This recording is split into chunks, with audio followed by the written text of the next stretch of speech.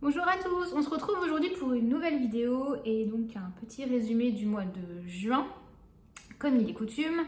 Comme d'habitude, j'ai divisé ça en catégories, donc mode beauté, lifestyle et séries, livres, etc. Alors je vais commencer par la mode, donc pas d'achat mode ce mois-ci, toujours pas. Voilà, j'ai rien trouvé qui me plaisait, il y avait des ventes privées un peu partout.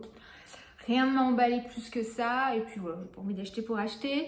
Je ne vais pas non plus vous présenter mes favoris modes de ces derniers temps, puisque je vous ai fait une vidéo sur mes indispensables modes de l'été.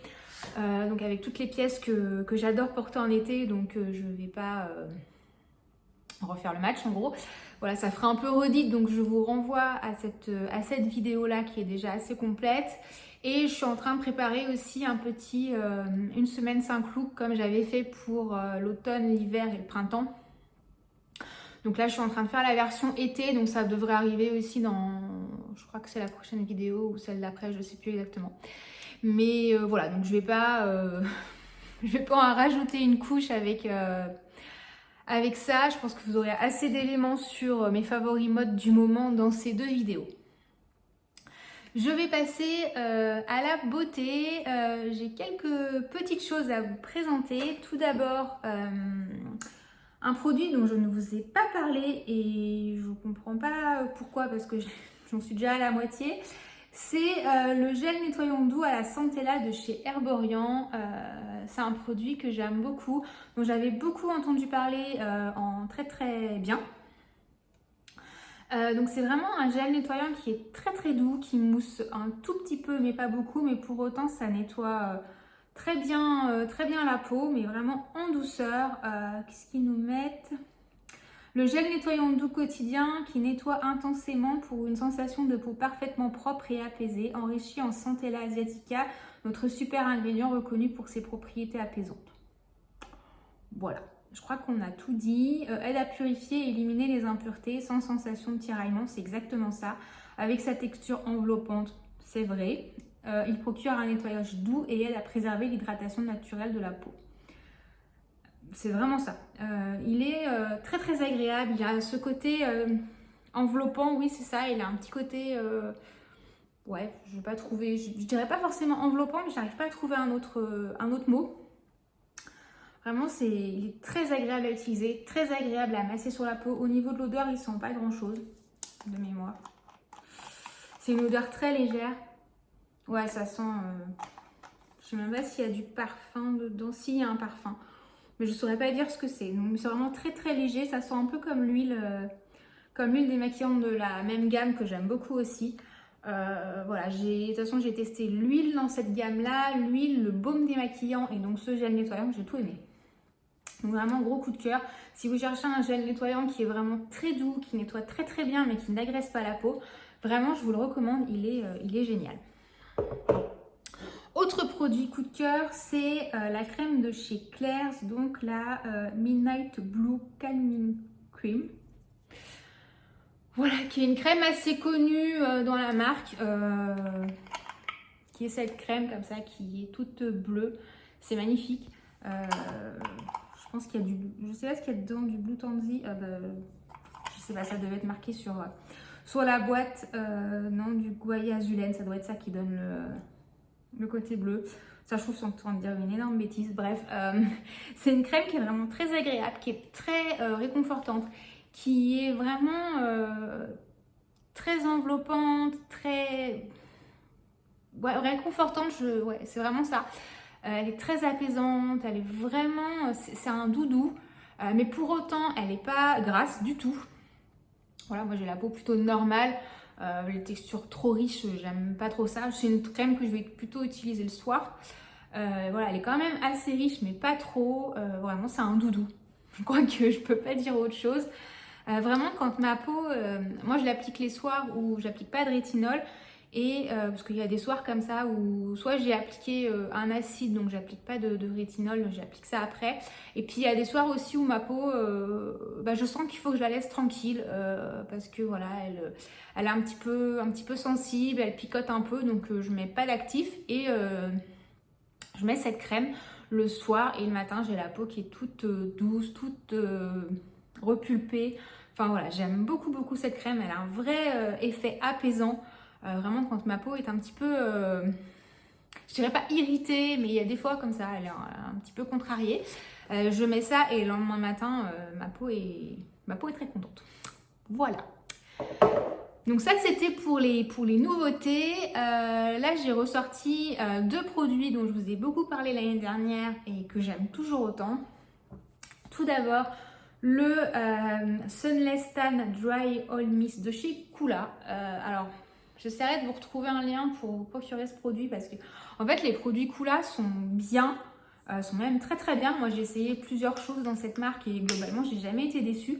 Mais je trouve qu'ils sont hyper durs à trouver. En bazar bio, il y a quelques références. Nocibé, à une époque, les vendait. Sephora aussi, maintenant, il n'y a plus rien.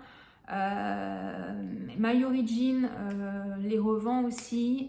Je sais que Look Fantastic, à une époque, les vendait, mais je crois que c'est plus dispo.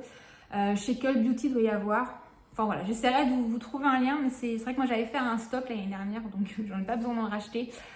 Pour cette année, donc là c'est un flacon qui commence à, enfin que j'avais déjà entamé l'année dernière et qui est sur la fin, mais c'est vrai que je dois avoir 1 ou 2 bouteilles d'avance parce que devant la difficulté à le trouver, j'avais fait des stocks parce que vraiment j'adore ce produit. Je trouve qu'il fait un bronzage vraiment très naturel, pas du tout orange.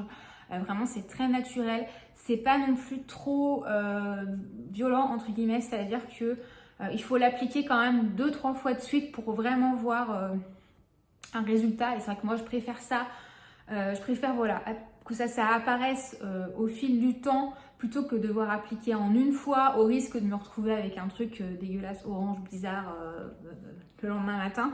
Ça c'est plutôt progressif, donc il y a moins de risque de se lourder quand même. Mais je le trouve vraiment bien. Alors il est tout cracra là, mais voilà, c'est une brume qu'on vaporise. Alors on peut juste la vaporiser et la laisser sécher. Moi j'aime bien quand même l'étaler. Voilà, c'est pas obligatoire, mais moi j'aime bien. Donc j'ai le gant qui va avec pour l'étaler. Principalement je l'applique sur mes jambes puisque moi j'ai une grosse démarcation de bronzage au niveau des jambes, puisque en fait je cours avec des manchons de compression qui remontent jusqu'au genou, ce qui fait qu'en fait entre le haut du manchon au niveau de mon genou et mon short à mi-cuisse, en fait je suis bronzée et tout le bas de mes jambes est blanc. Donc voilà, donc après quand je mets des shorts, des jupes, bon c'est pas... Après je m'en fais pas une maladie, hein, je m'en fiche un peu, mais bon c'est pas hyper joli, donc je mets ça sur mes jambes pour essayer un peu de rattraper, même si... ça rattrape pas, hein, mais disons que ça fait une démarcation un petit peu moins franche, ça fait moins blanc, c'est quand même plus joli. Et je sais que l'année dernière, je l'utilisais sur les jambes parce que j'avais les jambes assez blanches par rapport à mes bras, donc pour avoir un truc un peu plus uniforme, j'avais pas ce problème de démarcation, puisqu'à l'époque, je courais beaucoup moins. Mais voilà, donc j'en suis toujours aussi contente, vraiment, je me suis jamais lourdée avec, que ce soit au niveau des genoux, au niveau des chevilles, où on peut avoir tendance à faire des traces et tout. Moi, ça n'a jamais fait de traces. Je me gomme bien la peau avant et j'en applique après 2-3 soirs de suite, ça dépend. Et après, voilà, je renouvelle l'application 1 fois dans la semaine. Très contente de ce produit, toujours, voilà, toujours un gros coup de cœur. J'ai pas essayé d'autres autobronzants parce que je ne vois pas l'intérêt d'essayer un autre truc qui serait susceptible de me décevoir. Voilà. Autre gros favori que j'ai ressorti pour la saison estivale, c'est un parfum dont je vous avais parlé dans ma vidéo sur les parfums. C'est pas un parfum, c'est une eau de toilette d'ailleurs. C'est l'Escale à Portofino de chez Dior. Voilà, voilà, j'aime toujours autant. Que j'ai ressorti là en juin quand il a fait assez chaud. Parce que c'est un parfum que j'adore quand il fait très chaud. C'est vraiment... ça ressemble plus finalement à une Cologne, mais sans le côté vieillot de la Cologne. Je sais pas comment dire ça, mais voilà. Je pense que vous voyez ce que je veux dire. C'est très frais, donc ça sent le citron principalement. Du coup, je sais plus exactement ce qu'il y a dedans, mais J'avais dû en parler dans mes vidéos parfums, mais là de mémoire je ne sais plus, mais de toute façon ça sent le citron.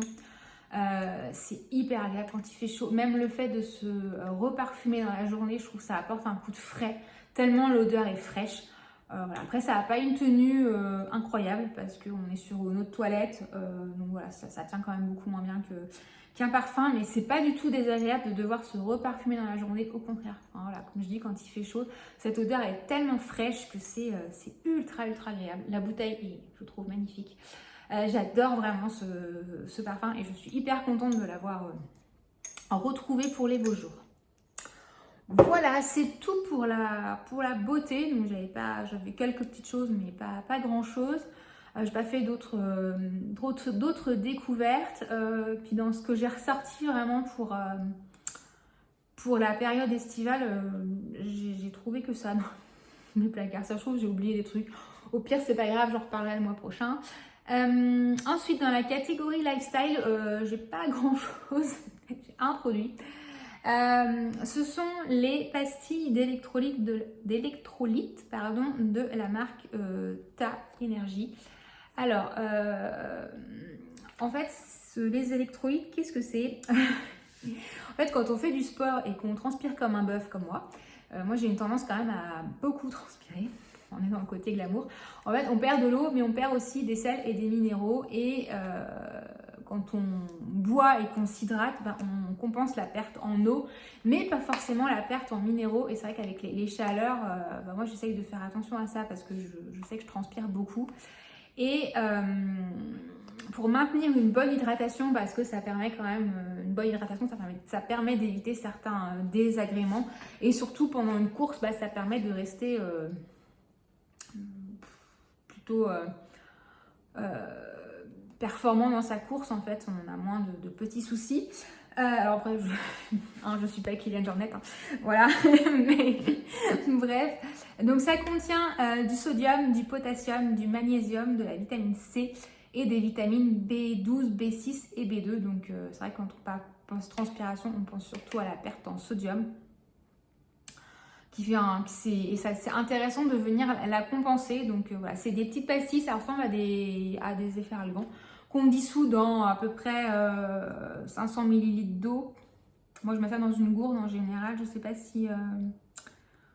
Oui, mettre entre 500 et 750 ml d'eau.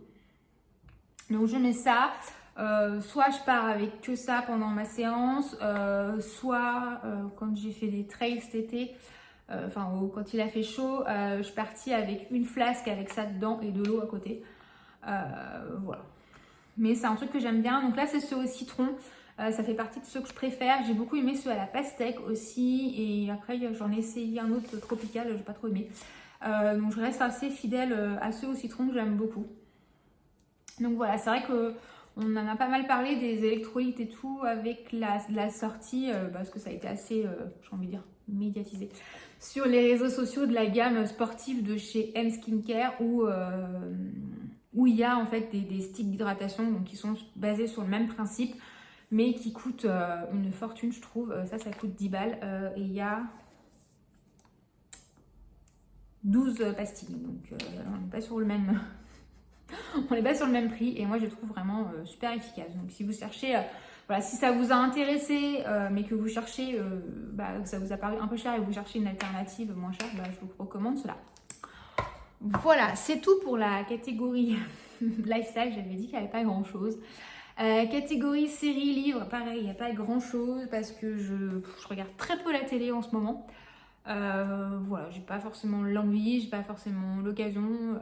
On a fini, depuis qu'on a fini Ozark, on s'est pas remis dans une nouvelle série parce que flemme de chercher, puis pas envie, on regarde quelques reportages, quelques trucs, faites entrer l'accusé. Voilà, moi qui adore les émissions de faits divers, donc sur RMC, sur le replay des RMC Story, je crois que c'est, je crois que c'est RMC Story, mais je sais plus, mais sur le replay, il y a pas mal d'épisodes de Faites entrer l'accusé qui sont dispo, donc si ça vous intéresse, n'hésitez pas. Donc c'est vrai que voilà, je regarde des trucs comme ça, des reportages, mais c'est vrai que j'ai pas forcément de repris vraiment de séries.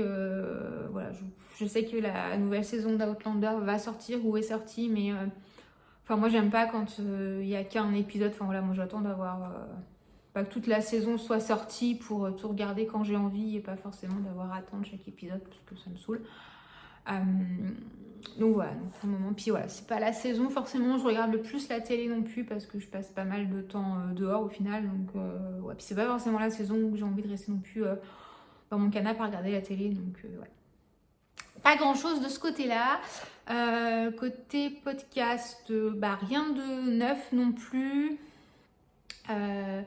J'ai écouté quelques podcasts qui étaient assez intéressants, mais il y avait un podcast, alors je me souviens plus du nom du gars, mais c'était un épisode de Dans la tête d'un coureur. En fait, dans la tête d'un coureur, de temps en temps, ils font des épisodes un peu récits où c'est une personne qui vient raconter son histoire par rapport à une course, par rapport à quelque chose. Il y a eu des épisodes avec... il y a eu un épisode qui était très intéressant avec Alix de Koh-Lanta, qui est la compagne de Mathieu Blanchard.